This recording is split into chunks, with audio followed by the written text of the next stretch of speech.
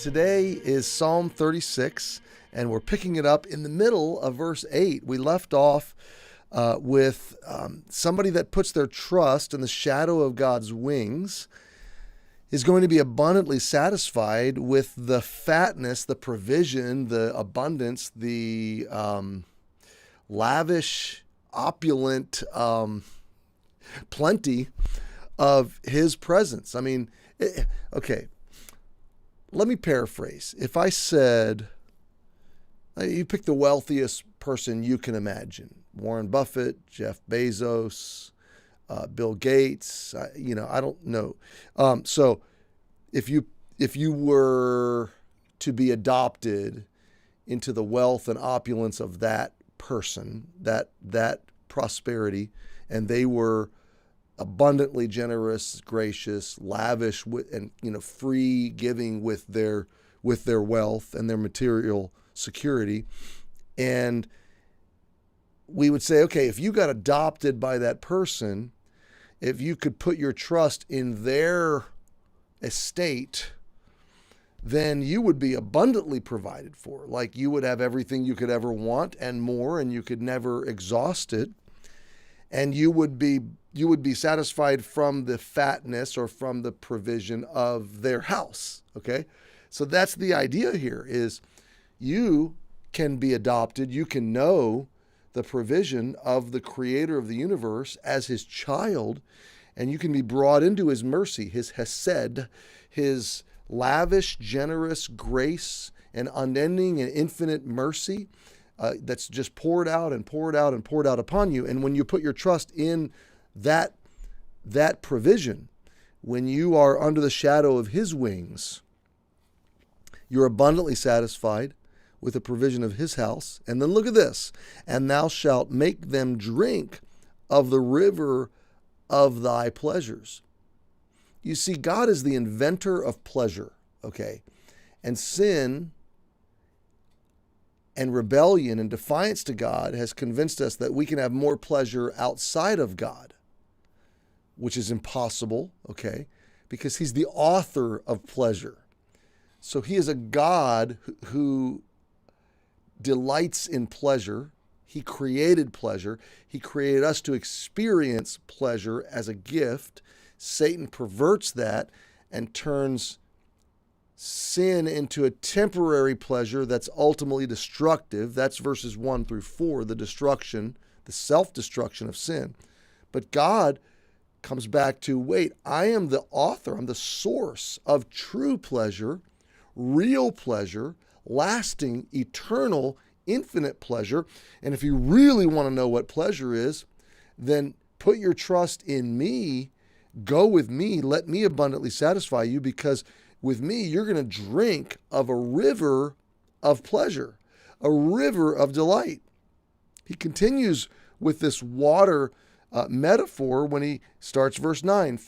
So out of verse 8, for with thee, with you, God, is a fountain of life. Not the only, the exclusive fountain of life. Now there's a colon, and I want to pause here because there's this connected thought between God's going to make those who trust in him drink of the rivers of his pleasure, and with him is the fountain of life, true life, infinite life, eternal life, unending life, abundant life, joyful life, full life, flourishing life. Should I go on?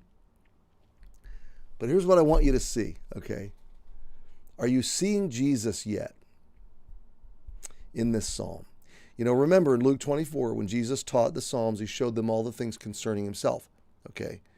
It's not to say that there's this mystical, Jesus hiding behind every word, okay?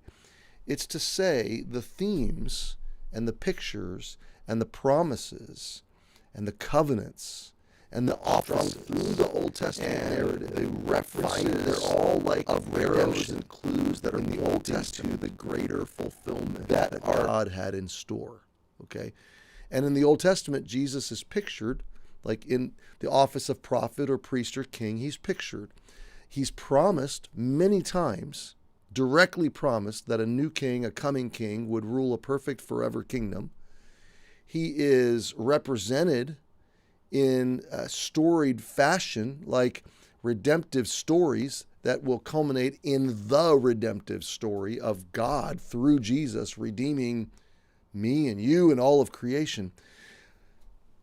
But Jesus himself, often when he talked of himself, was reaching back to an Old Testament picture and bringing it forward and saying, this is me.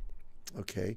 Now, if you remember in the book of John, and we'll be studying this in some months, the book of John, he stood at Jacob's well waiting for a woman to show up who had a life of divorce, a life of rejection, a life of failure, was presently living with a man in immorality. She shows up at that well. He asks her for water. They begin to talk. And he says, if you knew who you were talking to, you would ask me and I would give you living water. Because everyone that asks me and everyone that believes in me, I put in him a wellspring of water springing up and flowing forever and ever. And you can have water that you'll never thirst again. Do you see the connection? Any Israelite, any Hebrew, anybody familiar with Psalm 36 in the first century, and likely that woman would have been, would immediately think, wait, rivers of pleasure, fountain of life, living water. He's claiming to be God. And Jesus was saying, I'm the fulfillment of all of these kinds of promises in the Old Testament. I'm here. And I'm ready to give you living water. Oh, my friend, this is big. This is really big. This isn't just a beautiful picture or concept.